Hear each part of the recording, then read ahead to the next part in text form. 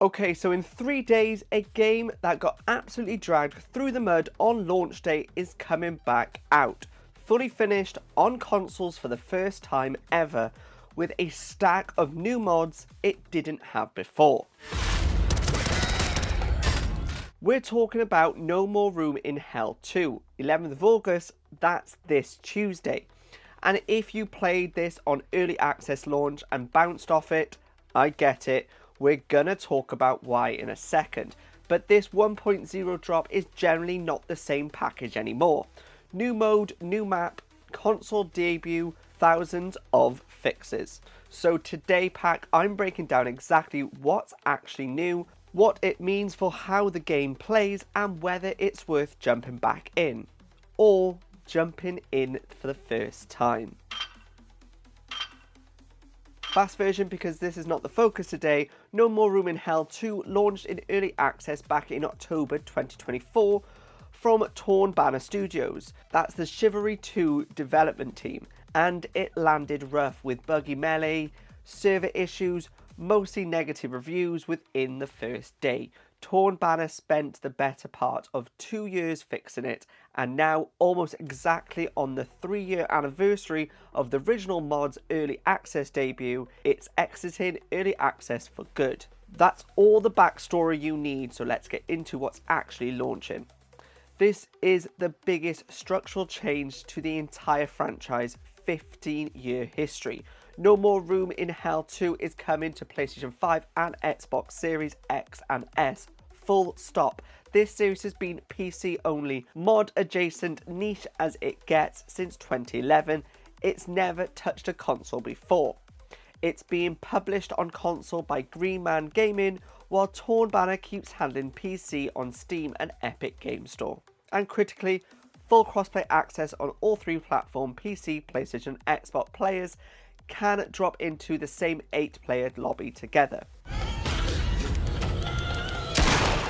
Green Man Gaming's publishing lead framed it as opening up hardcore tactical horror, a space that's traditionally been PC dominated, to console players for the first time. That's a real gap in the market. Honestly, there isn't a ton of console native punishing permadeath co-op horror out there. 2 big mode additions here, and they solve 2 very different problems. Survival mode launches with 3 dedicated maps built specifically for it.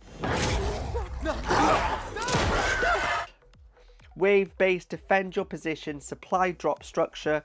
Previously the game leaned almost entirely on objective-based runs where you're moving across the map to extraction. Survival gives you a whole different rhythm. Hold ground, manage a shrinking zone, watch the horde scale up. The other one is bigger for accessibility, a solo mode with no permadeath. If you know this franchise at all, permadeath is basically the entire personality of the series. You die, your character's gone. For good. Get the fuck off me!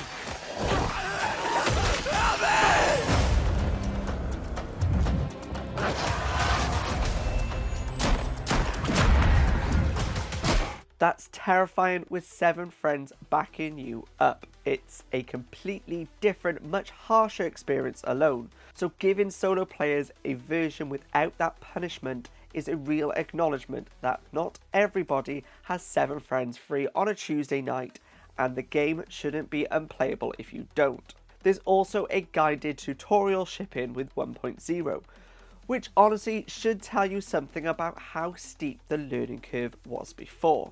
This is a game built around brutal realism over hand-holding, and apparently a lot of new players just had no idea what they were supposed to be doing. The 6th playable map, Raven Rock, is new for 1.0, first fresh map addition since early access launch.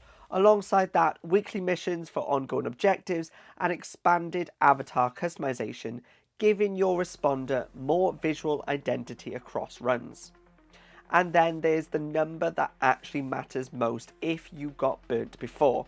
Torn Banner is citing over 8,000 community-driven bug fixes and performance improvements made since the rocky early access launch. That's the real story of the last 2 years. Less about new content, more about just making the thing run. Melee that used to feel inconsistent, animations that used to glitch out mid-reload, server that used to just die mid-match. Even a fraction of that 8,000 number holds up in practice. This should feel like a generally different game to boot up.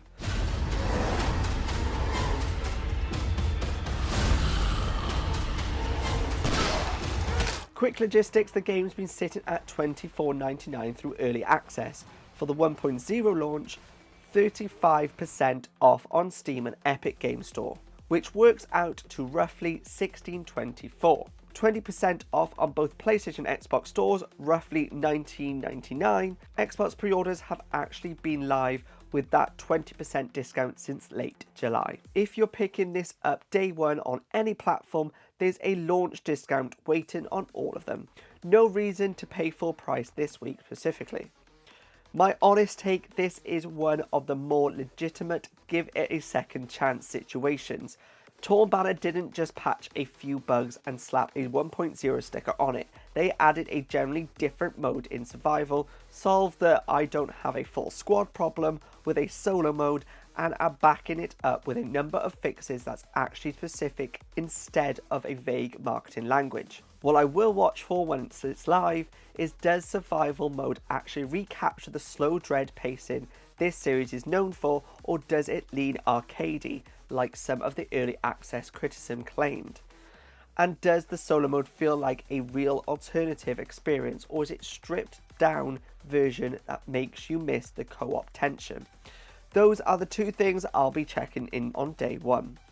So that's everything landing August the 11th. Console debut with a full crossplay, survival mode, solo, no permadeath option, and a new map in Raven Rock. Weekly missions, deeper customizations, and thousands of fixes under the hood.